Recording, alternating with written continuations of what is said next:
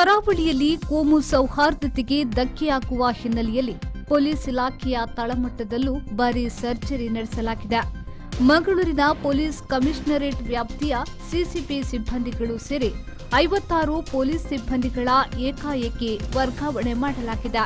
ಹಲವಾರು ವರ್ಷಗಳಿಂದ ಒಂದೇ ಕಡೆ ತಳ ಹೊರಿದ್ದ ಸಿಬ್ಬಂದಿಗಳ ಸ್ಥಳಾಂತರವನ್ನ ಮಾಡಲಾಗಿದೆ. ಭಾರೀ ವರ್ಷಗಳಿಂದ ಒಂದೇ ಕಡೆ ಇದ್ದವರನ್ನ ವರ್ಗಾವಣೆ ಮಾಡಲು ಕಾಂಗ್ರೆಸ್ ಅಲ್ಪಸಂಖ್ಯಾತ ಘಟಕದ ಮುಖಂಡರು ಒತ್ತಾಯಿಸಿದ್ದು, ಈ ಬಗ್ಗೆ ಕ್ರಮ ಕೈಗೊಳ್ಳಲು ಉಸ್ತುವಾರಿ ಸಚಿವ ದಿನೇಶ್ ಗುಂಡೂರಾವ್ ಪೊಲೀಸ್ ಅಧಿಕಾರಿಗಳಿಗೆ ಸೂಚನೆ ನೀಡಿದ್ರು. ಅದರ ಭಾಗವಾಗಿ ಪೊಲೀಸ್ ಸಿಬ್ಬಂದಿಗಳ ವರ್ಗಾವಣೆ ಪ್ರಕ್ರಿಯೆ ಆರಂಭವಾಗಿದ್ದು, ಇನ್ನು ನೂರಾರು ಸಂಖ್ಯೆಯಲ್ಲಿ ವರ್ಗಾವಣೆ ಸಾಧ್ಯತೆ ಇದೆ. ಬಜ್ಪೆ ಪೊಲೀಸ್ ಠಾಣೆಯ ಹೆಡ್ ಕಾನ್ಸ್ಟೇಬಲ್ ಆಗಿದ್ದ ರಶೀದ್ ಶೇಖ್ನನ್ನ ಮಂಗಳೂರಿನ ಮಹಿಳಾ ಠಾಣೆಗೆ ವರ್ಗಾವಣೆ ಮಾಡಲಾಗಿದೆ.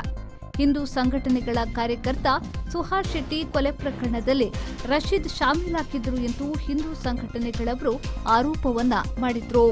ಮಂಗಳೂರು ನಗರದಲ್ಲಿ ಹಲವಾರು ವರ್ಷಗಳಿಂದ ಇಲ್ಲೇ ತಳ ಹೊರಿರುವ ಪೊಲೀಸ್ ಸಿಬ್ಬಂದಿಗಳನ್ನ ಕೊನೆಗೂ ವರ್ಗಾವಣೆ ಮಾಡುವ ಕೆಲಸ ಸರ್ಕಾರದಿಂದ ಆಗಿದೆ.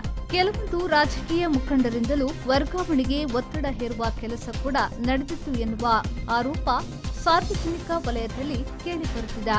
ಬ್ಯೂರೋ ರಿಪೋರ್ಟ್ ವಿ4 ನ್ಯೂಸ್ ಮಂಗಳೂರು.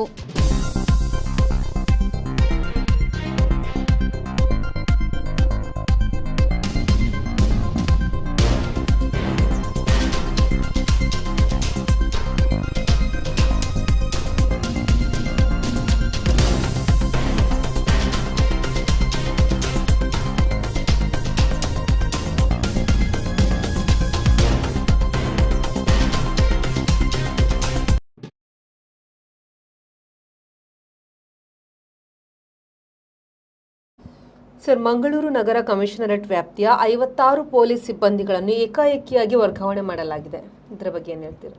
ನೋಡಿ, ಪೊಲೀಸ್ ಇಲಾಖೆಯಲ್ಲಿ ವರ್ಗಾವಣೆ ಎಂಬುದು ಸಾಮಾನ್ಯ. ಕೆಲವೊಂದು ಆಡಳಿತಾತ್ಮಕ ಕಾರಣಗಳಿಂದ ಆ ವರ್ಗಾವಣೆಯನ್ನು ಕಾಲಕ್ಕೆ ಮಾಡ್ತಾ ಹೋಗ್ತಾರೆ. ಕೆಲವೊಂದು ಸಂದರ್ಭಗಳಲ್ಲಿ ಎಲಿಗೇಷನ್ಗಳು ಇದ್ದ ಸಂದರ್ಭದಲ್ಲಿ, ಆರೋಪಗಳು ಇದ್ದ ಸಂದರ್ಭದಲ್ಲಿ ಸಂಬಂಧಿತ ಅಧಿಕಾರಿಗಳನ್ನು ವರ್ಗಾವಣೆಗೊಳಿಸುವುದು, ಅವರ ಮೇಲೆ ಶಿಸ್ತು ಕ್ರಮಕ್ಕೆ ಶಿಫಾರಸು ಮಾಡೋದು, ಇಂಥದ್ದೆಲ್ಲ ನಡೀತಾ ಇರ್ತದೆ. ಇದು ವಾಸ್ತವವಾಗಿ ಅದು ಆಡಳಿತಾತ್ಮಕ ಕಾರಣಗಳು. ಕಳೆದ ಕೆಲವು ಸಮಯಗಳಿಂದ ದಕ್ಷಿಣ ಕನ್ನಡ ಜಿಲ್ಲೆಯ ಈ ಮಂಗಳೂರು ಕಮಿಷನರೇಟ್ ವ್ಯಾಪ್ತಿ ಒಟ್ಟಿಗೆ 16 ಪೊಲೀಸ್ ಠಾಣೆಗಳು, ಒಂದು ಸೆನ್ ಪೊಲೀಸ್ ಠಾಣೆ, CCB, CAR, ಇದೆಲ್ಲ ಆ ಕಮಿಷನರ್ ವ್ಯಾಪ್ತಿಗೆ ಬರುತ್ತೆ.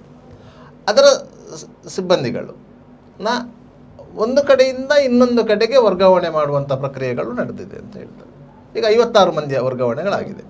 ಕೇವಲ ಇದು 56 ಮಂದಿಯ ವರ್ಗಾವಣೆ ಮಾತ್ರ ಅಲ್ಲ, ಇನ್ನಷ್ಟು ಸಿಬ್ಬಂದಿಗಳ ವರ್ಗಾವಣೆ ಬಾಕಿ ಇದೆ, ಮುಂದೆ ಆಗ್ಲಿಕ್ಕಿದೆ. ಯಾಕಂತ ಹೇಳಿದರೆ ಒಬ್ಬ PC ಒಂದು ಠಾಣೆಯಲ್ಲಿ ಗರಿಷ್ಠ ಅಂದರೆ 5 ವರ್ಷ ಕೆಲಸ ಮಾಡ್ಬೋದು.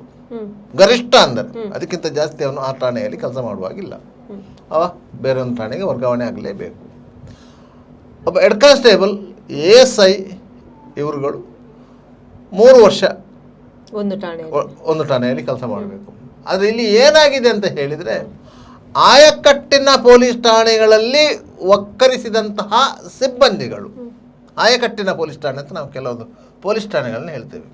ನಗರದ ಒಳಗೆ ಇರುವ ಪೊಲೀಸ್ ಠಾಣೆಗಳಿಗಿಂತ ನಗರದಿಂದ ಹೊರಗಿರುವ ಪೊಲೀಸ್ ಠಾಣೆಗಳು, ಕೆಲವೊಂದು ಆಯಕಟ್ಟಿನ ಪೊಲೀಸ್ ಠಾಣೆಗಳು ಅತ್ಯಂತ ಹೆಚ್ಚು ಲಾಭದಾಯಕ ಪೊಲೀಸ್ ಠಾಣೆಗಳು ಅಂತಲೂ ಹೇಳ್ತೇವೆ ಅದನ್ನು.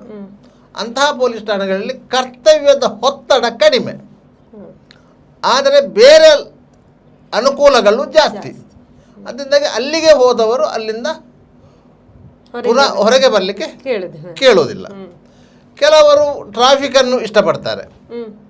ಬಹುತೇಕ ಪೊಲೀಸ್ ಸಿಬ್ಬಂದಿಗಳು ಟ್ರಾಫಿಕನ್ನು ಇಷ್ಟಪಡ್ತಾರೆ. ಯಾಕಂತ ಹೇಳಿದರೆ ರಾತ್ರಿ 8 ಗಂಟೆಗೆ ಮನೆಗೆ ಹೋಗಿ ಆರಾಮವಾಗಿ ನಿದ್ದೆ ಮಾಡಬಹುದು ಎನ್ನುವ ಕಾರಣಕ್ಕೆ. ಟ್ರಾಫಿಕ್ ಪೊಲೀಸ್ಗಳಿಗೆ ಅಷ್ಟು ಟೈಮ್ ಮಾತ್ರ ಡ್ಯೂಟಿ ಅಂತ, ಸಂಜೆ 8 ಗಂಟೆ ತನಕ ಮಾತ್ರ ಅವರಿಗೆ ರಸ್ತೆಯಲ್ಲಿ ನಿಲ್ಲುವಂಥ ಡ್ಯೂಟಿ. ಅದು ಅತ್ಯಂತ ಹೆವಿಯೇ ಅಲ್ಲ ಅಂತ ಹೇಳಿದ್ರೆ 12 ಗಂಟೆ ರಸ್ತೆಯಲ್ಲಿ ನಿಲ್ಲುವುದಂತ ಹೇಳಿದರೆ ಸುಲಭ ಏನಲ್ಲ. ಆದರೂ ಅವರಿಗೊಂದು ನೆಮ್ಮದಿ ಇರ್ತದಂತೆ. ಏನಂದರೆ 8 ಗಂಟೆಗೆ ಹೋಗಿ ಮನೆಯಲ್ಲಿ ಆರಾಮವಾಗಿ ನಿದ್ರೆ ಮಾಡ್ಬೋದು, ಯಾವುದೇ ರೀತಿಯ ಒತ್ತಡಗಳು ಇಲ್ಲ ಅಂತೇಳಿ. ಆದರೆ ಪೊಲೀಸ್ ಠಾಣೆಗಳಲ್ಲಿ ಇರುವಂಥ ಜನರಲ್ ಪೊಲೀಸ್ ಠಾಣೆಗಳಲ್ಲಿ ಇರುವಂಥ ಸಿಬ್ಬಂದಿಗಳಿಗೆ ಆ ಫೆಸಿಲಿಟಿ ಇಲ್ಲ. ಅಂದರೆ ಡ್ಯೂಟಿ ಶಿಫ್ಟ್ ಆಗುತ್ತೆ. 3 ಶಿಫ್ಟ್ ಇದೆ, 3 ಶಿಫ್ಟ್ ಇದೆ. 8 ಗಂಟೆ ಡ್ಯೂಟಿ ಅಂತ ಹೇಳಿ 3 ಶಿಫ್ಟ್ ಇದೆ. ಆದರೆ ಸಮಸ್ಯೆ ಏನಾಗ್ತದೆ ಅಂತ ಹೇಳಿದರೆ ಸಿಬ್ಬಂದಿಗಳ ಕೊರತೆ ಇರುವುದರಿಂದ ಕೆಲವೊಂದು ಸಾರಿಯಲ್ಲಿ ಶಿಫ್ಟ್ಗಳಲ್ಲಿ ಒಬ್ಬರೇ 2 ಶಿಫ್ಟ್ ಮಾಡಬೇಕಾಗ್ತದೆ. ಬೆಳಿಗ್ಗೆ 1 ಶಿಫ್ಟಿಗೆ ಬಂದಂಥ ಸಿಬ್ಬಂದಿ ಮಧ್ಯಾಹ್ನದ 1 ಶಿಫ್ಟನ್ನು ಹೊರತುಪಡಿಸಿ ಮತ್ತೆ ರಾತ್ರಿ ಶಿಫ್ಟಿಗೆ ಬರಬೇಕಾಗ್ತದೆ. ರಾತ್ರಿ ಶಿಫ್ಟ್ ಮುಗಿಸ್ಕೊಂಡು ಬಂದವನು ಮರುದಿವಸ ಮಧ್ಯಾಹ್ನ 1 ಶಿಫ್ಟಿಗೆ ಬರಬೇಕಾಗ್ತದೆ.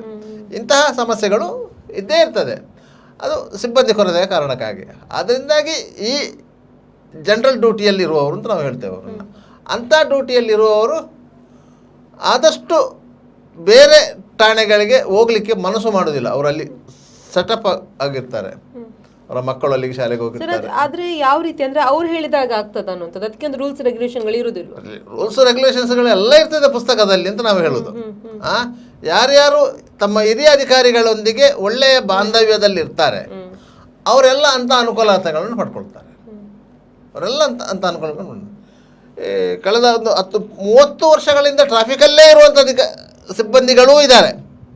ಅದೇ ರೀತಿ 20 ವರ್ಷಗಳಿಂದ ಒಂದೇ ಠಾಣೆಯಲ್ಲಿರುವಂಥ ಸಿಬ್ಬಂದಿಗಳೂ ಇದ್ದಾರೆ.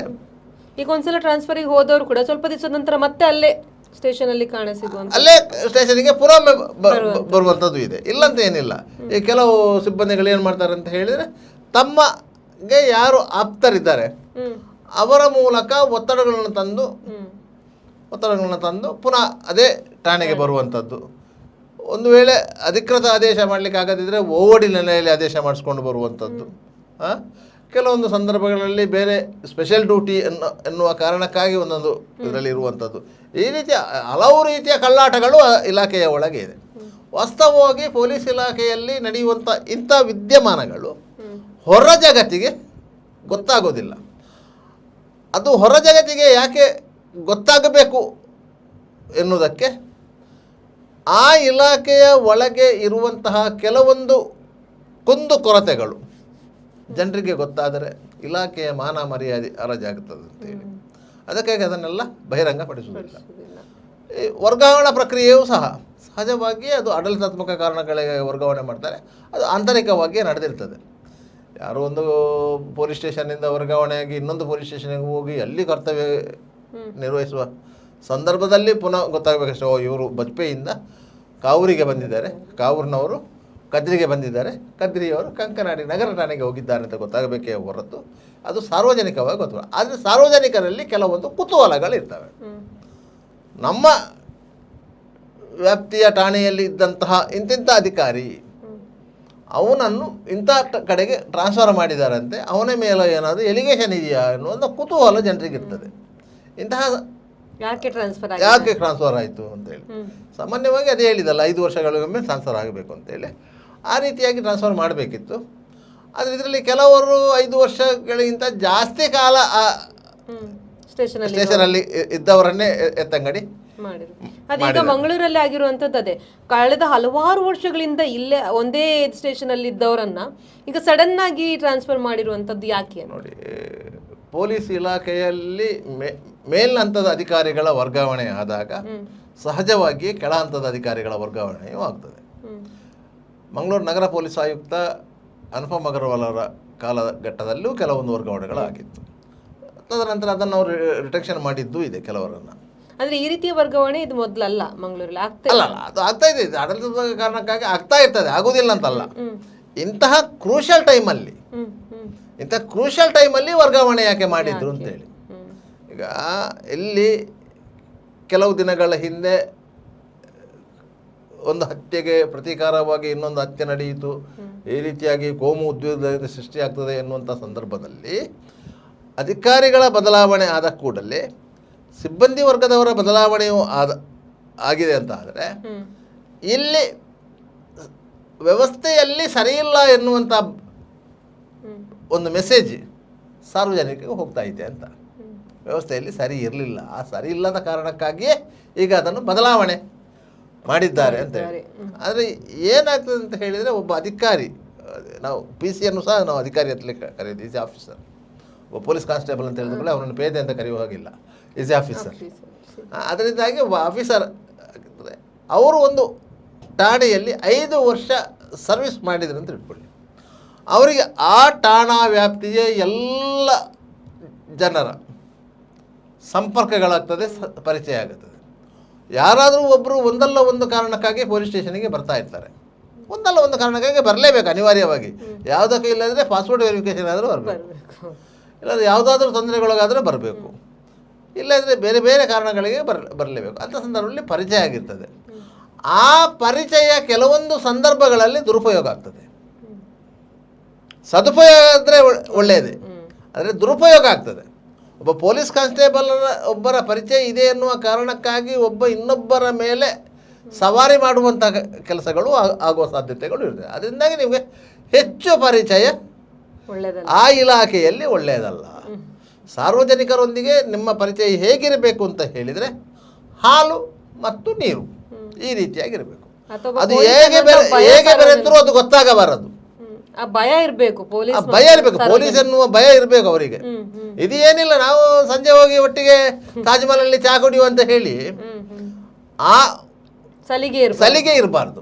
ಸಲಿಗೆ ಇದ್ದರೆ ಅದು ನಾಗರಿಕ ಸಮಾಜಕ್ಕೆ ಅಪಾಯಕಾರಿ.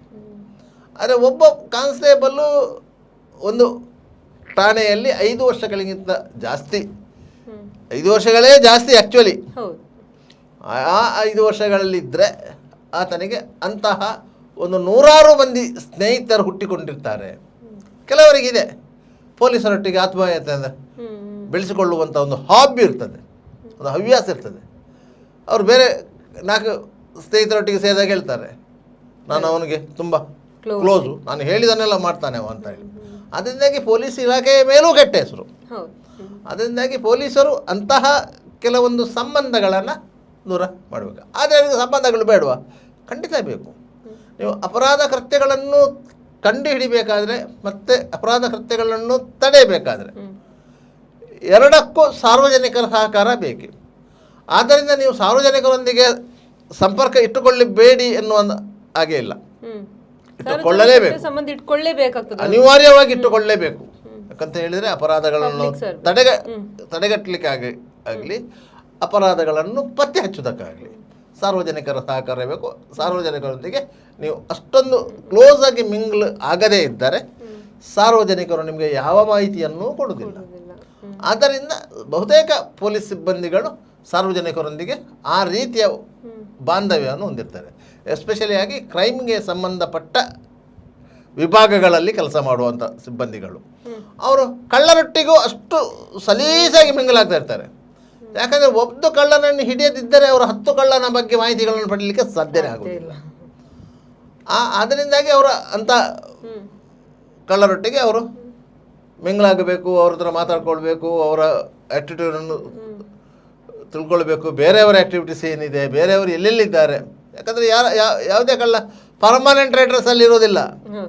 ಅವನು ಒಂದು ಕಡೆಯಿಂದ ಒಂದು ಕಡೆಗೆ ಹೋಗ್ತಾ ಇರ್ತಾರೆ. ಇಂಥ ಸಂದರ್ಭದಲ್ಲಿ ಪೊಲೀಸ್ ಸಿಬ್ಬಂದಿಗಳು ಅತ್ಯಂತ ಜಾಗೃತಕರಾಗಿರಬೇಕು ಒಂದು, ಮತ್ತು ಆದಷ್ಟು ಸ್ವಸ್ಥ ಸಮಾಜ ನಿರ್ಮಾಣಕ್ಕೆ ತಮ್ಮ ಕೊಡುಗೆ ಏನು, ನಾವೇನು ಕರ್ತವ್ಯ ನಿರ್ವಹಿಸಬೇಕು ಎನ್ನುವುದನ್ನು ಇರಬೇಕು. ಇಂತಹ ಸಂದರ್ಭಗಳಲ್ಲಿ ಇಂತಹ ವರ್ಗಾವಣೆಗಳು ಸಾರ್ವಜನಿಕವಾಗಿ ಚರ್ಚೆ ಆಗುವುದು ಇದಕ್ಕೆ. ಇದರಲ್ಲಿ ಕೆಲವು ಸಿಬ್ಬಂದಿಗಳನ್ನು ವರ್ಗಾವಣೆ ಮಾಡಿದ್ದಾರೆ. ಅವರು ಆ ಪೊಲೀಸ್ ಇಲಾಖೆಯಲ್ಲಿ ಹಿಟ್ ಲಿಸ್ಟಲ್ಲಿ ಇದ್ದಂಥವರು ಕೆಲವರು ಇದ್ದಾರೆ. ಇದರಲ್ಲಿ ಹೆಸರುಗಳು ಸ್ಪಷ್ಟವಾಗಿ ನಾವು ಹೇಳುವುದಿಲ್ಲ, ನಮಗೆ ಗೊತ್ತಿದ್ದಂಥ ಕೆಲವು ಹೆಸರುಗಳಿವೆ. ಆದ್ದರಿಂದಾಗಿ ಅಂತ ಅವರು ಹಿಟ್ ಲಿಸ್ಟಲ್ಲಿ ಇದ್ದವರು. ಈಗ ನೋಡಿ ಬಜ್ಪೇಟ್ ಠಾಣೆಯಲ್ಲಿ ಹೆಡ್ ಕಾನ್ಸ್ಟೇಬಲ್ ಆಗಿದ್ದವರು ರಶೀದ್ ಶೇಖ್ ಅಂತೇಳಿ, ಅವರನ್ನು ಮಹಿಳಾ ಠಾಣೆಗೆ ವರ್ಗಾವಣೆ ಮಾಡಿದ್ದಾರೆ.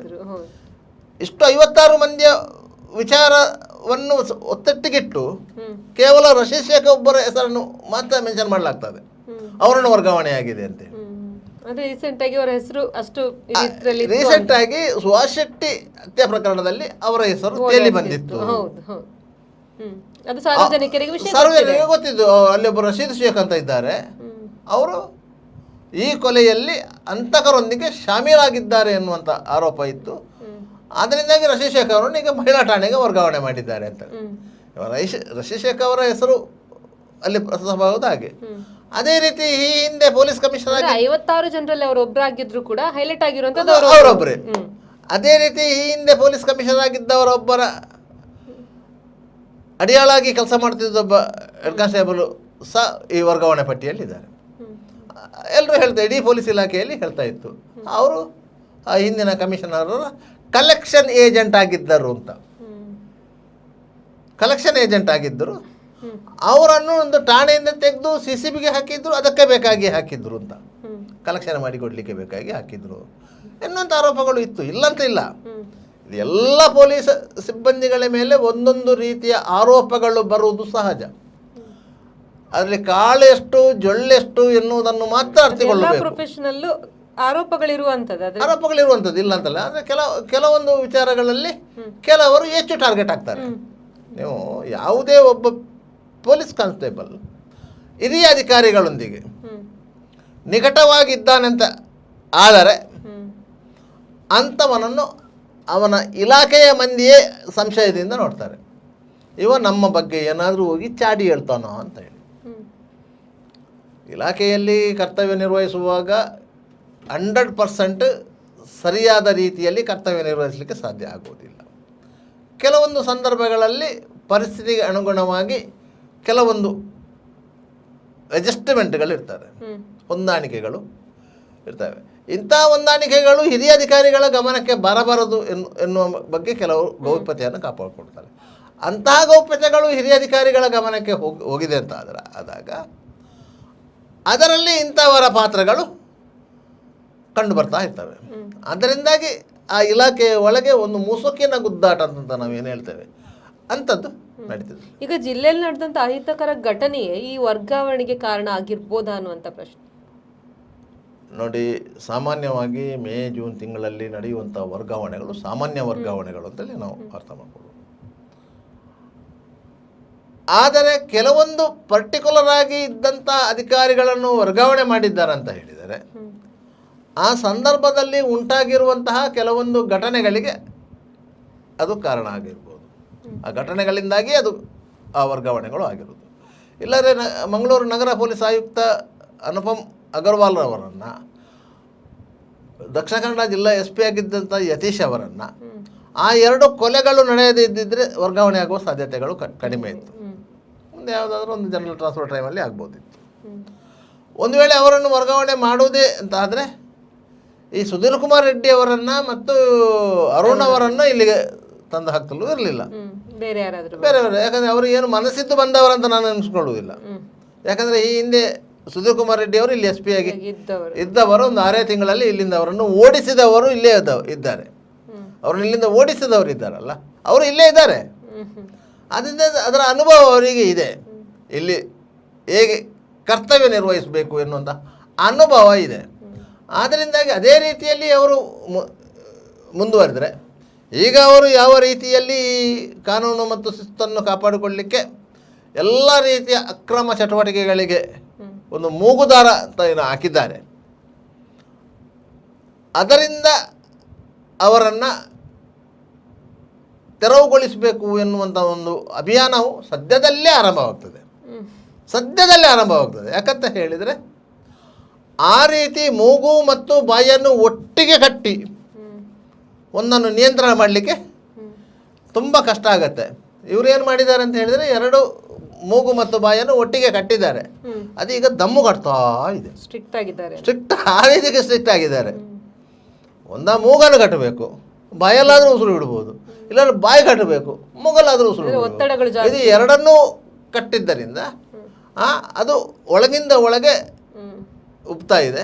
ಅದು ಯಾವಾಗ ಬೇಕಾದರೂ ಸ್ಫೋಟ ಆಗ್ಬೋದು. ಯಾಕಂತ ಹೇಳಿದರೆ ಇಲ್ಲಿ ಶಾಂತಿಯನ್ನು ಬಯಸದ ಒಂದು ಗುಂಪು ಏನಿದೆ ಅದು ಇರುವುದು 5% ಶಾಂತಿಯನ್ನು ಬಯಸದ ಗುಂಪು. ಒಂದು 5% ಕಾನೂನು ಬಾಹಿರ ಚಟುವಟಿಕೆಗಳಲ್ಲಿ ನಿರತರಾಗಿರುವವರು. 90% ಮಂದಿ ಇಲ್ಲಿ ಶಾಂತಿಯನ್ನು ಬಯಸುವವರು. ಈ ಜಿಲ್ಲೆಯ ವಿಶೇಷತೆ ಅದು. ಇಲ್ಲಿ 90% ಮಂದಿ ಶಾಂತಿಯನ್ನು ಬಯಸುವಂಥ ಒಂದು ಸಭ್ಯ ನಾಗರಿಕ ಸಮಾಜ ಇದೆ. ಆ ಸಮಾಜದ ದೆಸೆಯಿಂದ ಈ ಜಿಲ್ಲೆ ಎಲ್ಲ ರೀತಿಯ ರಂಗಗಳಲ್ಲೂ ಮುಂಚೂಣಿಯಲ್ಲಿದೆ. ಅದು ವೈದ್ಯಕೀಯ ಇರ್ಬೋದು, ಶಿಕ್ಷಣ ಇರ್ಬೋದು, ಸಾಮಾಜಿಕ ಚಟುವಟಿಕೆಗಳಿರ್ಬೋದು, ಕಲೆ ಸಂಸ್ಕೃತಿ ಇಂತಹ ಚಟುವಟಿಕೆಗಳಿರ್ಬೋದು, ಎಲ್ಲದರಲ್ಲೂ ಈ ಜಿಲ್ಲೆ ಮುಂದಿದೆ. ಬೇರೆ ಎಲ್ಲ ಜಿಲ್ಲೆಗಳಿಗೆ ಹೋಲಿಸಿದರೆ ದಕ್ಷಿಣ ಕನ್ನಡ ಜಿಲ್ಲೆ ಅತ್ಯಂತ ಸುಸಂಸ್ಕೃತ ಜಿಲ್ಲೆ, ಅತ್ಯಂತ ಶೈಕ್ಷಣಿಕವಾಗಿ ಮುಂದುವರಿದಂಥ ಜಿಲ್ಲೆ. 10 ಹಲವು ವಿದ್ಯಾಸಂಸ್ಥೆಗಳಿವೆ. ಲಕ್ಷಾಂತರ ಮಂದಿ ವಿದ್ಯಾರ್ಥಿಗಳು ದೇಶ ವಿದೇಶಗಳಿಂದ ಬಂದು ಇಲ್ಲಿ ಓದ್ತಾ ಇದ್ದಾರೆ. ಇಂತಹ ಒಂದು ಜಿಲ್ಲೆ. ಹಾಗಂತೇಳಿ ಈ ಜಿಲ್ಲೆಯಲ್ಲಿ ಕೋಮುಗಲಭೆಗಳು ಒಂದು ಕಪ್ಪು ಚುಕ್ಕಿ ಅಲ್ಲ. ಜಿಲ್ಲೆಯಲ್ಲಿ ಕೋಮುಗಲಭೆಗಳು ಒಂದು ಕಪ್ಪು ಚುಕ್ಕಿ. ಇಲ್ಲಿ ಯಾವಾಗ ಕೋಮುಗಲಭೆಗಳು ಸೃಷ್ಟಿಯಾಗ್ತದೆ ಅಂತಲೇ ಗೊತ್ತಾಗೋದಿಲ್ಲ, ಯಾವ ಕಾರಣಕ್ಕಾಗಿ ಸೃಷ್ಟಿಯಾಗ್ತದೆ ಅಂತ ಗೊತ್ತಾಗೋದಿಲ್ಲ. ಇಲ್ಲಿ ಒಂದು ಮಾಬು ಕ್ರಿಯೇಟ್ ಆಗುವಂಥ ಒಂದು ಮೆಂಟಾಲಿಟಿ ಇಲ್ಲಿ ಇದೆ ಜನರಲ್ಲಿ ಭಯ ಹುಟ್ಟಿಸ್ತದೆ. ನೀವು ಒಂದು ಗಲಾಟೆ ಎಲ್ಲಿಯಾದ್ರೂ ಆಗಿದೆ ಅಂತ ಸುದ್ದಿ ಆದರೆ ಸಾಕು, ಈಚೆಯಿಂದ ಅಂಗಡಿಗೆ ಬಾಗಿಲಾಗಿ ಓಡಿ ಆಯಿತು. ಈಗ ಬೇರೆ ಕಡೆಯಿಂದ ಎರಡೇ ನಿಮಿಷದಲ್ಲಿ ಮಂಗಳೂರಿನ ಎಲ್ಲ ಸಾರಿಗೆ ಸೌಲಭ್ಯಗಳು ಸ್ತಬ್ಧಗೊಳ್ತದೆ. ಒಂದು ಬಸ್ಸಿಗೆ ಕಲ್ಲು ಬಿಸಾಡಿದ್ರೆ ಸಾಕು, 1,000 ಚಿಲ್ಲರೆ ಬಸ್ಸುಗಳು ಏಕದಮ್ ನಿಂತು ಹೋಗ್ತದೆ. ಒಂದೇ ಬಸ್ಸಿಗೆ ಕಲ್ಲು ಬಿಸಾಡೋದು, ಎಲ್ಲ ಸಾರಿಗೆ ಬಸ್ಸುಗಳು ನಿಂತು. ಜನಸಾಮಾನ್ಯರಿಗೂ ಓಡಾಡ್ಲಿಕ್ಕೆ ಸಮಸ್ಯೆ ಆಗುವಂತ, ಜನಸಾಮಾನ್ಯರಿಗೂ ಓಡಾಡಲಿಕ್ಕೆ ಸಮಸ್ಯೆ ಆಗುತ್ತೆ. ಅಂತಹ ಒಂದು ಸೂಕ್ಷ್ಮ ಮನಸ್ಥಿತಿಯಲ್ಲಿ ಇರುವವರ ಜಿಲ್ಲೆ ಇದು. ಯಾಕಂತ ಹೇಳಿದರೆ, ಒಬ್ಬರಿಗೆ ಅನ್ಯಾಯ ಏನು ಮಾಡೋದಿಲ್ಲವೋ ಅವರು ತನಗೆ ಬೇರೆ ಅನ್ಯಾಯಗಳು ಆಗದಾಗಿಯೂ ಅವರ ಜಾಗ್ರತೆಯಲ್ಲಿರ್ತಾರೆ. ಆದ್ದರಿಂದ ಈ ಜಿಲ್ಲೆ ಅಂತಂತ ಸೂಕ್ಷ್ಮ ಅಂತ ಹೇಳೋದು. ಇಂತಹ ಸೂಕ್ಷ್ಮ ಜಿಲ್ಲೆಯಲ್ಲಿ ಕರ್ತವ್ಯ ನಿರ್ವಹಿಸುವಂತಹ ಮಹತ್ವದ ಜವಾಬ್ದಾರಿಗಳು ಈ ಇಲಾಖೆಗಳಿರುತ್ತೆ. ನಿಮಗೆ ಸರ್ಕಾರದ ಎಲ್ಲ ಇಲಾಖೆಗಳಲ್ಲಿಯೂ ಸಾಮಾನ್ಯವಾಗಿ ವರ್ಗಾವಣಾ ಪ್ರಕ್ರಿಯೆಗಳು ನಡೀತದೆ. ಬಹುತೇಕ ವರ್ಗಾವಣೆಗಳು ಅವರವರ ಕೋರಿಕೆಯ ಮೇಲೆಗೆ ನಡೆಯುವುದು.